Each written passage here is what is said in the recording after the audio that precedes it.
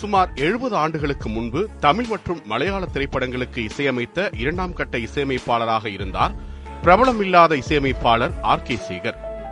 சென்னையைச் சேர்ந்த சேகருக்கு ஒரு ஏக்கம் இருந்தது. தாம் இசையமைப்பாளராகவே இருந்தாலும் தமிழ் திரைப்படத்துறையில் பெரிய அளவில் தம்மால் தாக்கத்தை ஏற்படுத்த முடியவில்லை என்பதுதான் அது. இன்று இல்லை என்றாலும் என்றாவது ஒரு நாள் என் மகன் தமிழ் திரையுலகில் கால் பதித்து இசை உலகை ஆளுவான் என தனக்குத்தானே சூளுரைத்துக் கொண்டார். அவர் எண்ணியபடி 1966ஆம் ஆண்டு அவருக்கு ஒரு மகன் பிறந்தார். பிறந்தது முதல் இசைக்கு நடுவே வளரத் தொடங்கிய குழந்தை சிறுவனானதும் விளையாட்டாக இசைக்கருவிகளை வாசிக்க முயலுவதை கண்டு ரசித்தார் தந்தை சேகர். ஆனால் அந்த சிறுவன் இளைஞனான பிறகு இசை பயணத்தில் தந்தையின் எதிர்பார்ப்பை நிறைவேற்றியதோடு ஆஸ்கர், குளோப் உள்ளிட்ட பல்வேறு விருதுகளை குவித்து உலகின் சிறந்த இசையமைப்பாளர்கள் வரிசையிலும் தடம் பதித்தார். அந்த இளைஞரின் பெயர்தான் A.R. ரஹ்மான். 1967ஆம் ஆண்டு ஜனவரி 6 அன்று சென்னையில் பிறந்தார் A.R. ரஹ்மான். அவரின் இயற்பெயர் திலீப் குமார்.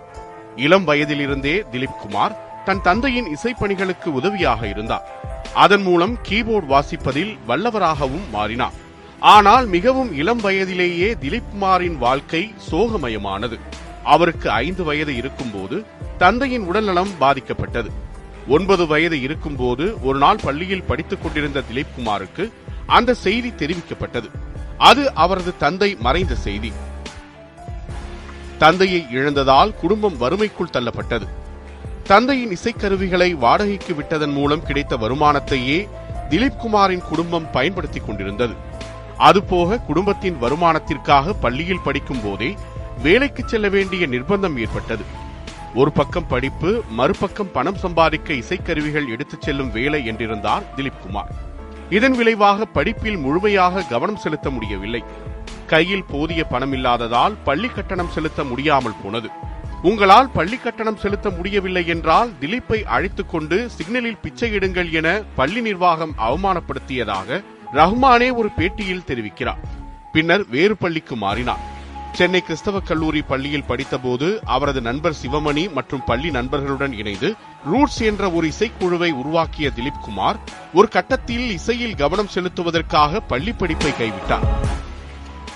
தன்ராஜ் மாஸ்டரிடம் இசை கற்றுக்கொண்டதோடு இசை நிகழ்ச்சிகளையும் நடத்தி வந்தார். கீபோர்டோடு சேர்த்து பியானோ, ஹார்மோனியம், கிட்டார் போன்ற இசைக்கருவிகளிலும் திலீப் குமார் வல்லவராக திகழ்ந்தார். தமிழ் சினிமாவின் முன்னணி இசையமைப்பாளர்களான MS விஸ்வநாதன், இளையராஜா, சங்கர் கணேஷ் உள்ளிட்டோருடன் இணைந்து பணியாற்றத் தொடங்கினார். அது மட்டுமில்லாமல் புகழ்பெற்ற இசைக்கலைஞர்களான ஜாகிர் ஹுசேன், குன்னக்குடி வைத்தியநாதன் போன்றோரின் இசை நிகழ்ச்சிகளிலும் திலீப் குமார் கலந்து கொண்டார். இசையை முறைப்படி கற்றுக்கொண்ட அவர் மேற்கத்திய இசையில் டிப்ளமோ பட்டம் பெற்றார். இசைப்பணிகளுக்கு இடையில் திலீப் குமாரின் வாழ்வில் முக்கியமான ஒரு சம்பவம் நடந்தது. தர்காவிற்கு அடிக்கடி செல்வதை வாடிக்கையாக கொண்டார் திலீப்பின் தாயார். அவ்வப்போது திலீப்பையும் உடன் அழைத்துச் செல்வதுண்டு. இஸ்லாம் அப்போதே திலீப்பையும் அவரது தாயாரையும் ஈர்க்க ஆரம்பித்தது. 1984ஆம் ஆண்டு திலீப்பின் இளைய சகோதரி உடல்நலம் பாதிக்கப்பட்டிருந்த போது சூஃபி தர்கா ஒன்றிற்கு அவரது குடும்பம் சென்றது. திலீப்பின் சகோதரி குணமடைந்ததை தொடர்ந்து திலீப் அடிக்கடி தர்காவிற்கு செல்ல தொடங்கினார். 1989ஆம் ஆண்டு தன்னுடைய 23வது வயதில் இஸ்லாமியரானார் திலீப் குமார். ராஜகோபால் குலசேகரன் திலீப் குமார் அன்று முதல் அல்லா ரக்கா ரஹ்மானாக மாறினார். இளம் வயதில் தூர்தர்ஷனின் ஒண்டர் பலூனில் பங்கு பெற்று ஒரே நேரத்தில் 4 கீபோர்டுகளை வாசித்து காட்டினார். அப்போது விளம்பர படங்கள் எடுத்துக் கொண்டிருந்த இயக்குனர் பரத் பாலா தன்னுடைய விளம்பரத்துக்கு இசையமைக்க A.R. ரஹ்மானை மும்பைக்கு அழைத்தார். ரஹ்மானும் அங்கே சென்று இசையமைத்தார். ரஹ்மான் இசையமைத்தது இருசக்கர வாகன விளம்பர வீடியோ. சாதாரண கீபோர்டு பிளேயரில் இருந்து இசையமைப்பாளராக எடுத்து வைத்த முதல் அடி அது. விளம்பரங்களில் அவரது இசையமைப்பிலிருந்து மிகவும் பிரபலமான ஒன்று டைட்டன் வாட்சுகளுக்கானது. அதில் அவர் மொசார்ட்டின் சிம்போனி எண் 25 தீம் பயன்படுத்தினார். இப்படியாக கொஞ்சம் கொஞ்சமாக சம்பாதித்த பணத்தில் வீட்டிற்கு கொடுப்பது போக மீதியை தனது பஞ்சதன் மியூசிக் ஸ்டுடியோவை உருவாக்க பயன்படுத்தினார். தனது வீட்டின் கார் கேரேஜிலேயே இந்த ஸ்டுடியோ உருவானது. ஸ்டுடியோ அமைத்த 7 மாதங்கள் வரை தன்னிடம் இருந்த கீபோர்டை தவிர வேறு எந்த இசைக்கருவிகளோ மிக்சர்களோ அவரால் வாங்க முடியவில்லை. இதனை அறிந்து அவருக்கு உதவுவதற்காக அவரது தாயார் நகைகளை அடகு வைத்து கருவிகளை வாங்க உதவினார். ஃபாஸ்டெக்ஸ் நிறுவனத்தின் மிக்சர் மற்றும் டிராக் ரெக்கார்டர் ஆகியவற்றை வாங்கி ஸ்டூடியோவை தயார் செய்தார். சரவணா வீடியோஸ் கணேசனும் தம்மால் முயன்ற உதவியை செய்து கொடுத்தார். ரஹ்மான் தனது ஸ்டூடியோவை அமைத்த அதே நேரத்தில் பிரபல தமிழ் திரைப்பட இயக்குனர் மணிரத்னம் தனது படங்களுக்கு இசையமைக்க புதிய இசையமைப்பாளரை தேடிக்கொண்டிருந்தார். ஒரு நாள் விளம்பரத்துறையில் சிறந்து விளங்கியவர்களுக்கான விருது வழங்கும் விழாவில் சிறந்த விளம்பர ஜிங்கிள் என்ற விருதை பிரபலமான லியோ காஃபி விளம்பரத்திற்காக AR ரஹ்மான் பெற்றிருந்தார். அப்போதுதான் இயக்குனர் மணிரத்னத்தை சந்தித்தார். மணிரத்னத்தின் உறவினரான த்ரிஷ் புரொடக்ஷன்ஸின் சாரதா த்ரிலோக் இளம் இசையமைப்பாளரான AR ரஹ்மானை மிகவும் பாராட்டி பேசினார். ஆர்வமடைந்த மணிரத்னம் ரஹ்மானிடம் தான் இசைத்த சில மெட்டுக்களையும் பாடல்களையும் போட்டு காட்டுமாறு கேட்டார். உடனடியாக சரி என்ற ரஹ்மான் மணிரத்னத்தை தனது ஸ்டூடியோவிற்கு வருமாறு அழைப்பு விடுத்தார். 6 மாதங்களுக்கு பிறகுதான் ரஹ்மானின் ஸ்டூடியோவிற்கு வந்தார் மணிரத்னம். 24 வயது இளைஞரான AR ரஹ்மான் வாசித்த பாடல் இயக்குனர் மணிரத்னத்தை சட்டென கவர்ந்தது. சிறிதும் யோசிக்காமல் தனது அடுத்த படத்திற்கு இசையமைக்க ரஹ்மானையே ஒப்பந்தம் செய்தார் மணிரத்னம். ஆனால் அந்த படம் தயாரிப்பை எட்டவில்லை. இதனால் இயக்குனர் கே பாலச்சந்தரின் கவிதாலயா பேனரில் தான் இயக்கும் படத்தில் AR ரஹ்மானை இசையமைப்பாளராக ஒப்பந்தம் செய்தார் மணிரத்னம். அந்த படம்தான் ரோஜா. தன் ஸ்டூடியோவில் மணிரத்னத்திற்கு ரஹ்மான் வாசித்து காட்டிய டியூன் தான் ரோஜாவில் இடம்பெற்ற தமிழா தமிழா பாடல். அந்த படத்தில் இடம்பெற்ற சின்ன சின்ன ஆசை, புது வெள்ளை மழை போன்ற பாடல்கள் இன்றும் நம் பிளேலிஸ்டுகளை ஆக்கிரமித்திருக்கின்றன. அன்றைய காலகட்டத்தில் இந்த பாடல்கள் வெளிவந்த போது புதுவிதமாக இருந்ததை அனைவரும் உணர்ந்தனர். பாடல்களை முதன்முறை கேட்டதும் மணிரத்னத்திற்கு போன் செய்து இந்த பையன் பெரிய ஆளா வரப்போறான் என்று கூறியிருக்கிறார் கே பாலச்சந்தர். ரோஜா படம் ரஹ்மானுக்கு பெரும் பாராட்டை பெற்று தந்ததோடு சிறந்த இசையமைப்பாளருக்கான தேசிய விருதையும் பெற்று தந்தது. பாடலையும் இசையையும் முதன்முறை கேட்டதும் பூரிப்பில் ஆனந்த கண்ணீர் வடித்தேன் என்கிறார் ரஹ்மானின் தாயார் கரீமா பேகம். தேசிய விருதை தாண்டிய பாராட்டாக அதனை கருதினார் AR ரஹ்மான். டைம் இதழின் 10 சிறந்த ஒளிப்பதிவுக்கான பட்டியலில் AR ரஹ்மானின் ரோஜாவும் இடம்பெற்றது. அன்று முதல் இசைக்காக தன்னையே அர்ப்பணித்துக் கொண்டார். ரோஜா வெற்றிக்கு பிறகு மணிரத்னத்தின் ஆஸ்தான இசையமைப்பாளரானார் AR ரஹ்மான். 1995ஆம் ஆண்டு மீண்டும் ரஹ்மான் மணிரத்னம் கூட்டணியில் வெளிவந்த பாம்பே திரைப்படம் பெரும் வெற்றி பெற்றது. அந்த வெற்றிக்கு முக்கிய காரணம் ரஹ்மானின் இசையும் தான். மேற்கத்திய பாணியிலான இசையிலிருந்து இந்திய இசைமுறைக்கு சென்று மீண்டும் வெஸ்டர்ன் கிளாசிக்கை தொட்டு பின் இந்திய இசையில் முடித்து படத்தில் ஒரு புதிய முயற்சியை சிரமமின்றி நிகழ்த்தினார் AR ரஹ்மான். இதனை பெரும் சாதனை என்று புகழ்ந்தார் இயக்குனர் சேகர் கபூர்.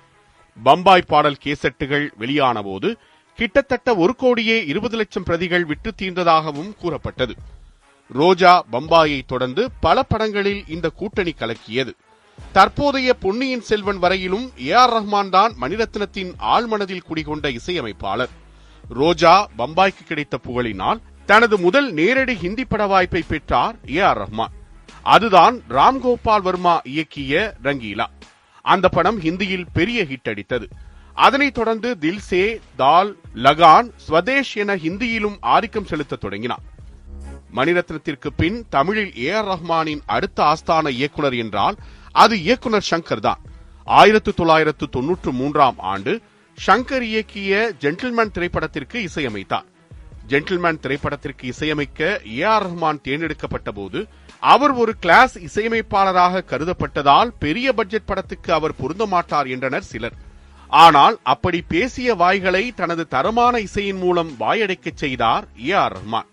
சங்கருடன் 2.0 வரை 10 படங்களில் இணைந்து பணியாற்றியிருக்கிறார் ரஹ்மான். பின்னணி இசையும் பாடல்களும் கேட்ட மாத்திரத்தில் எழுந்து ஆட வைக்கும் துள்ளல் இசை வகையைச் சேர்ந்தவை. ஜென்டில்மேன் படத்தில் இடம்பெற்ற சிக்குபுக்கு சிக்குபுக்கு ரயிலே பாடல், காதலன் படத்தில் வரும் முக்காலா முக்காப்லா போன்ற 80s கிட்ஸின் காலத்தில் வெளியான பாடல்கள் தற்போது 2K கிட்ஸுகளையும் ஆட்டம் போட வைத்துக் கொண்டிருக்கிறது. நகர கதையம்சத்தை கொண்ட படங்களுக்கு பணியாற்றி வந்த ரஹ்மானோடு 1993இல் கிழக்கு சீமையிலே படத்திற்காக கைகோர்த்தார் பாரதி ராஜா. கிராமிய வாசனையோடு படம் எடுக்கும் பாரதி ராஜாவும் ரஹ்மானும் இணைந்தால் சரிப்பட்டு வருமா என்றெல்லாம் பேசப்பட்டது. ஆனால் தன் மீதான சந்தேகத்தை கிழக்கு சீமையிலே படத்தின் டைட்டில் டிராக்கிலேயே உடைத்தார் AR ரஹ்மான். கலைப்புலி தானு தயாரித்த அப்படத்தின் டைட்டிலில் தானு வழங்கும் என்ற வார்த்தைகளோடு வடிவேலு துண்டை சுற்றி கொண்டு ஓடும் பின்னணியில் வரும் நாதஸ்வர இசை ரஹ்மானுக்கு கிராமிய இசை வராது என்ற விமர்சனங்களை சுக்குநூறாக்கியது. அதனைத் தொடர்ந்து வரும் தவில் இசை ரஹ்மானின் கிராமிய இசை மீதான நம்பிக்கையை மேலும் அதிகரித்தது. தாய்மாமன் உறவின் பெருமைகளை விளக்கும் படமாக உருவாக்கப்பட்டிருந்த கிழக்கு சீமையிலே படத்தின் மானூத்து மந்தையிலே பாடலில் ரஹ்மான் இந்த மேஜிக்கை செய்திருந்தார். இன்றளவும் தென் மாவட்டங்களில் தாய்மாமன் சீர் தொடர்பான குடும்ப விழாக்களில் எல்லாம் தவறாமல் இடம்பெறும் கிளாசிக் பாடலாக நிலைத்து நின்றது அந்த பாடல். கிழக்கு சீமையிலே படத்தை தொடர்ந்து கருத்தம்மா படத்தில் மீண்டும் பாரதி ராஜாவோடு இணைந்து பணியாற்றினார் AR ரஹ்மான். கருத்தம்மா படத்தின் பாடல்களும் பரவலாக வரவேற்பை பெற்றன. அப்படத்தில் இடம்பெற்ற போராளே பொன்னுத்தாயி பாடலுக்காக சுவர்ணலதாவிற்கு தேசிய விருது கிடைத்தது. ரஹ்மானின் இசை மக்கள் மத்தியில் மிகப்பெரிய வரவேற்பை பெற்றதற்கு பல காரணங்கள் இருந்தன. பாரதி ராஜா, பாலச்சந்தர், சங்கர், மணிரத்னம், ராஜீவ் மேனன், KS ரவிக்குமார் என தமிழ் சினிமாவின் அத்தனை முன்னணி இயக்குநர்களோடும் இணைந்து பணியாற்றி இருக்கிறார் AR ரஹ்மான். இயக்குநர்களின் செல்லப்பிள்ளையாகவே மாறினார். கௌதம் மேனனோடு இணைந்த விண்ணை தாண்டி வருவாயா திரைப்படத்தில் இடம்பெற்ற பாடல்கள் தமிழ், தெலுங்கு என 2 மொழிகளிலும் பெரும் வரவேற்பை பெற்றது. தமிழ் திரை இசைக்கென்று இருந்த பல கற்பிதங்களை ரஹ்மான் உடைத்தார். புது புது திறமைகளை தேடி கண்டுபிடித்து அறிமுகப்படுத்தினார். ரஹ்மானின் முதல் படமான ரோஜாவில் SP பாலசுப்ரமணியம், சித்ரா தவிர பெரும்பாலான பாடகர்கள் புதுமுகங்கள். புதிய பாடகர்கள், அறிமுக பாடகர்கள். தொடர்ச்சியாக தற்போது வரையிலும் தன்னுடைய படங்களில் புதுமுக பாடகர்களை ரஹ்மான் அறிமுகப்படுத்தி வருகிறார். ரோஜாவில் ஹரிஹரனையும், காதலன் படத்தில் உன்னிகிருஷ்ணனையும் அறிமுகப்படுத்தினார். ரஹ்மானின் நம்பிக்கையை அவர்கள் காப்பாற்றினர். காதலன் படத்தில் என்னவளே அடி என்னவளே என காதலர்களை உருக வைத்த உன்னிகிருஷ்ணன் அறிமுக பாடலிலேயே தேசிய விருது பெற்றார். அதேபோல் ரஹ்மான் திரையுலகிற்கு வரும் முன்பு ஆல்பங்களில் இணைந்து பணியாற்றிய சாவுல் ஹமீதை ஜென்டில்மேன் படத்தில் அறிமுகப்படுத்தினார். கல்லூரி விழாவிற்கு சிறப்பு விருந்தினராக சென்றபோது சிறப்பாக பாடிய ஹரிணியை தன்னுடைய இசையில் திரையுலகிற்கு கூட்டி வந்தார். அதேபோல் கன்னத்தில் முத்தமிட்டால் படத்தில் ஒரு தெய்வம் தந்த பூவே பாடலில் ரஹ்மானால் அறிமுகப்படுத்தப்பட்ட சின்மயி இன்றளவும் தமிழ் சினிமாவின் முன்னணி பாடகியாக இருக்கிறார். தொலைக்காட்சி இசை நிகழ்ச்சிகளில் கலந்து கொண்ட பலர் ரஹ்மானின் இசையில் திரை இசை பாடகர்களாக மாறியிருக்கின்றனர். தமிழில் மட்டுமல்லாமல் ஹிந்தி சினிமாவிலும் புதுமுக பாடகர்கள் பலரை அறிமுகப்படுத்தியிருக்கிறார் AR ரஹ்மான். இப்படியாக இசையில் ஆதிக்கம் செலுத்திக் கொண்டிருந்த ரஹ்மானுக்கு சர்வதேச அங்கீகாரம் கிடைத்தது 2008 தான். அந்த ஆண்டு ARR இசையில் வெளிவந்த ஸ்லம்டாக் மில்லியனர் திரைப்படம் உலக இசை ரசிகர்கள் மத்தியில் ரஹ்மானை கொண்டு சேர்த்தது. படத்தின் சவுண்ட் டிராக் மற்றும் ஜெய்ஹோ பாடல் ஆகியவற்றிற்காக 2 ஆஸ்கர் விருதுகள் வழங்கப்பட்டன. ஆஸ்கர் விருதை பெற்றுக்கொண்டு எல்லா புகழும் இறைவனுக்கே என தமிழில் கூறிய வார்த்தைகளை கேட்டு அவரை உச்சி முகர்ந்து மெச்சி மகிழ்ந்தது தமிழ்நாடு. ஒரே படத்தில் 2 ஆஸ்கர் விருதுகளை பெற்று இந்தியாவின் புகழை உச்சத்திற்கு கொண்டு சென்றார் AR ரஹ்மான். 2008க்கான கோல்டன் குளோப் விருதும் பாபடா விருதும் ஸ்லம்டாக் மில்லியனர் படத்துக்காக ரஹ்மானுக்கு வழங்கப்பட்டது. இவ்விருது பெற்ற முதல் இந்தியர் என்ற புகழும் ரஹ்மானையே சாரும். ஆஸ்கர் விருது மேடையில் எல்லா புகழும் இறைவனுக்கே என்கிற அளவுக்கு பொய்யற்ற வாழ்க்கையை அனுபவிப்பவர் AR ரஹ்மான். அவரது பக்தி அவரை கொண்டாட ஒரு காரணமாகி இருக்கிறது. சில நேரங்களில் விமர்சனத்துக்கும் உள்ளாகி இருக்கிறது. ஸ்லம்டாக் மில்லியனர் படத்தின் 10ஆம் ஆண்டு கொண்டாட்டத்தின் போது ரஹ்மானோடு மேடை ஏறிய அவரது மகள் கத்தீஜா தன் தந்தை குறித்து பேசினார். அவரது பேச்சுக்கு இணையாக அவர் அணிந்திருந்த ஹிஜாபும் விமர்சனத்திற்குள்ளானது. மிக கடுமையான உடை கட்டுப்பாடுகளை ரஹ்மான் தனது மகள் மீது திணிப்பதாக குற்றம் சாட்டப்பட்டது. அதற்கு பதிலளிக்கும் விதமாக மற்றொரு புகைப்படத்தை ட்விட்டர் பக்கத்தில் பதிவிட்டார் AR ரஹ்மான். அந்த புகைப்படத்தில் ரஹ்மானின் 2 மகள்களோடு அவரது மனைவியும் இருந்தார். கத்தீஜா வழக்கம் போல முழு உடலையும் மறைத்தபடி ஹிஜாப் அணிந்திருக்க, ரஹ்மானின் மனைவி சாய்ராவும் மற்றொரு மகள் ரஹீமாவும் சாதாரண உடையில் இருந்தனர். ஃப்ரீடம் ஆஃப் சூஸ் என அந்த படத்திற்கு ரஹ்மான் கேப்ஷன் கொடுத்திருந்தார். தன் வீட்டு பெண்கள் அவர்கள் விருப்பப்படியே உடை அணிகிறார்கள் என்பதை விளக்கவே ரஹ்மான் அந்த புகைப்படத்தை பதிவிட்டிருந்தார். 2019 டிசம்பர் 16 அன்று ட்விட்டர் பக்கத்தில் ரஹ்மான் பகிர்ந்த ஒரு படம் ஏகத்துக்கும் வைரலானது. அப்போது குடியுரிமை சட்ட திருத்தத்திற்கு எதிராக நாடு முழுவதும் போராட்டங்கள் நடந்து கொண்டிருந்தன. அந்த சமயத்தில்தான் விமானத்தில் ஏறுவதற்காக வழங்கப்படும் நுழைவுச்சீட்டின் புகைப்படத்தை பகிர்ந்திருந்தார் AR ரஹ்மான். அதில் அல்லா ரக்கா ரஹ்மான் என ஏஆர் ரஹ்மானின் முழு பெயரும் இருந்ததுதான் அந்த ட்வீட் வைரலாக காரணம். குடியுரிமை சட்ட திருத்தத்திற்கு எதிரான கருத்தை மறைமுகமாக ரஹ்மான் வெளிப்படுத்தி இருப்பதாகவே பலரும் கருதினர். ரஹ்மானின் ட்வீட்டுகளுக்கு அரசியல் பொழிப்புரை எழுதப்படுவது இது முதல் முறை அல்ல. புதிய தேசிய கல்விக் கொள்கைக்கான வரைவு வெளியிடப்பட்டது. அதில் பள்ளி மாணவர்களுக்கு ஹிந்தி கட்டாயம் என வரைவு பரிந்துரைத்ததை அரசியல் கட்சிகள் எதிர்த்தன. இதனால் அந்த வரைவு திருத்தப்பட்டது. வரைவு திருத்தப்பட்டதை வரவேற்றவர்களில் ஒருவர் ரஹ்மான். அடுத்த சில நாட்களில் அட்டானமஸ் என்ற வார்த்தைக்கு கேம்பிரிட்ஜ் அகராதியின்படி என்ன அர்த்தம் என்பதை ரஹ்மான் ட்வீட்டில் தெரிவிக்க மாநில சுயாட்சி குறித்து பேசுகிறார் என்ற பதிவுகள் இணையத்தை ஆக்கிரமித்தன. வழக்கம் போல அமைதி காத்தார் ஏஆர் ரஹ்மான். ஏஆர் ரஹ்மான் சூஃபி தத்துவத்தை பின்பற்றுபவர். சூஃபி தத்துவம் இஸ்லாமிலிருந்து மாறுபட்டது. உலக ஆசைகளில் இருந்து விடுபட்டு இறைவனை அடைவதே சூஃபி தத்துவத்தின் நோக்கம். சூஃபியிசம் எளிமையை அடிப்படையாக கொண்டது. இசையும் நடனமும் சூஃபியிசத்தின் முக்கிய அங்கமாக இருக்கின்றன. ரஹ்மானின் இசையில் சூஃபி இசையின் தாக்கம் அதிகமாகவே இருக்கும். மணிரத்னம் இயக்கத்தில் ஹிந்தியில் உருவான தில்சே படத்தில் இடம்பெற்ற சையா சையா பாடல் சூஃபி இசையை தழுவி உருவாக்கப்பட்டது. அந்த பாடல் 17ஆம் நூற்றாண்டில் வாழ்ந்த சூஃபி துறவி புல்லே ஷாவின் தையா தையா என்ற சூஃபி பாடலை தழுவி எழுதப்பட்டது. இதேபோல் இன்னும் பல சூஃபி பாடல்கள் ரஹ்மானின் இசையில் உருவாகி இருக்கின்றன. திரைப்படங்களுக்கு இசையமைப்பது மட்டுமல்லாமல் தனிப்பட்ட முறையில் இசை ஆல்பங்களை வெளியிடுவதும் ரஹ்மானின் வழக்கம்.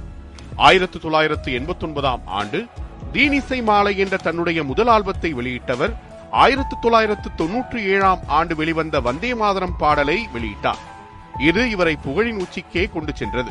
இந்திய இசை ரசிகர்கள் மனதில் அவருக்கென்று தனி இடத்தையும் பெற்று தந்தது. இந்தியாவில் வெளியான சினிமா அல்லாத ஆல்பத்தில் அதிக விற்பனையானது என்று இசை உலகினரால் கூறப்படுவது வந்தே மாதரம் ஆல்பம் தான். இதன் தொடர்ச்சியாக இந்தியா, ஹாங்காங், அமெரிக்கா, ஆப்பிரிக்கா நாடுகளில் இருந்து குழந்தைகளை வைத்து எடுக்கப்பட்ட இன்ஃபினைட் லவ் என்ற ஆல்பம் உலகம் முழுவதும் பெரும் கவனத்தை ஈர்த்தது. ஜனகணமன, இக்னைட்டட் மைண்ட்ஸ், மா துஜே சலாம் என இந்த வரிசை சிறகு விரித்து பறந்தது. 2014ஆம் ஆண்டு ஹிந்தியில் வெளியான ஹைவே படத்தில் இயக்குனர் இம்தியாஸ் அலியுடன் ஒரு காட்சியில் தோன்றிய ஏஆர் ரஹ்மான் பிகில் படத்தில் சிங்கப்பெண்ணே பாடலில் விஜய், அட்லி ஆகியோருடன் தோன்றினார். தொடர்ந்து 99 சாங்ஸ் என்ற படத்தின் மூலம் தயாரிப்பாளராகவும் உருவெடுத்தார். தான் கஷ்டத்தில் இருந்தபோது உறுதுணையாக இருந்து புகழ் தேடி தந்த இசைக்கு தன்னால் முடிந்ததை திருப்பி அளிக்கும் விதமாக அவர் எடுத்த முயற்சிதான் மாஜா. உலக அளவு திறமை இருந்தும் வெளியே வர முடியாமல் சிரமப்படும் உள்ளூர் கலைஞர்களை ஒன்றிணைப்பதே இதன் நோக்கம். அப்படி மாஜா மூலமாக வெளிவந்து உலகெங்கும் உள்ள இசை ரசிகர்களை கவர்ந்தது என்ஜாயி என்சாமி பாடல். சந்தோஷ் நாராயணன் இசையில் டிஇஇ மற்றும் அறிவு ஆகியோரின் குரல்கள் பெரிய அளவில் கொண்டாடப்பட்டன. இந்தி திரையுலகில் ஒரு குழு தனக்கு எதிராக வதந்தி பரப்புவதாக ரஹ்மான் தெரிவித்த போது தமிழ் திரையுலகமே அவருக்கு ஆதரவாக நின்றது. பாலிவுட்டில் நல்ல பட வாய்ப்புகளை என்றுமே தான் மறுத்ததில்லை என்றும், ஆனால் வேண்டுமென்றே ஒரு கும்பல் வதந்திகளை பரப்பி வருவதாக கூறியது பலருக்கும் அதிர்ச்சியையே ஏற்படுத்தியது. ஆனால் ரஹ்மான் தன்னுடைய பேச்சுக்களில் அன்பையே பிரதானப்படுத்துகிறார். அன்பு பாதையை தேர்ந்தெடுத்ததாலேயே தாம் நல்ல நிலையில் இருப்பதாகவும் குறிப்பிட்டிருக்கிறார். தன் மீதான விமர்சனங்களுக்கு பதிலளிக்காமல் தவிர்த்ததற்கும் அதுவே காரணம். ஏஆர் ரஹ்மான் தன்னுடைய இசையால் தமிழ், ஹிந்தி மட்டுமில்லாமல் ஹாலிவுட்டிலும் வெற்றி கொடி நாட்டியதை யாரும் மறுத்துவிட முடியாது. மேடைகளில் அடங்கி கிடந்த இசையை அனைத்து மக்களுக்கும் கொண்டு சேர்த்தவர் இளையராஜா என்றால், அந்த இசையை சர்வதேசத்துக்கும் கொண்டு சென்று அங்கீகாரம் பெற்று தந்தவர் ஏஆர் ரஹ்மான். ஆகையால் தான் அவர் இசை புயலாக இருக்கிறார்.